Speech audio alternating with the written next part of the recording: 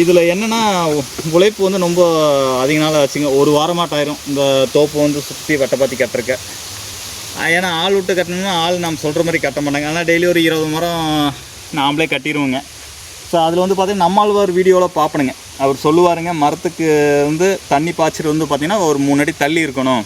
நம்ம கையை வந்து பார்த்திங்கன்னா நம்ம சாப்பிட்ற கை இங்கே இருந்தாலும் நம்ம தோள்பட்டை இவ்வளோ தூரம் டிஸ்டன்ஸில் இருக்குல்ல, அதுபோல் மரத்துலேருந்து கொஞ்சம் தள்ளி இருக்கணும் தண்ணி பாயிறது அப்படின்னாரு. அதே மாதிரி கூமாச்சியாக இந்த புனல் ஷேப்பில் வந்து பார்த்திங்கன்னா மரத்துக்கு அடியில் தண்ணி பாய்க்காமல் கொஞ்சம் தள்ளி பாய்க்கிற மாதிரி கட்ட சொல்லியிருந்தாருங்க. நான் போன தடவை எடுத்து கட்டும்பொழுது இந்த இடத்துல போட்டிருந்தேங்க. இந்த தடவை என்ன பண்ணாங்க, டில்லரில் பக்கத்து தோப்பில் கட்டியிருந்தாங்க. டில்லர் விட்டு வட்டைப்பாத்தி கட்டியிருந்தாங்க. நல்லா வரப்பு உயரமாக போட்டிருந்தாங்க.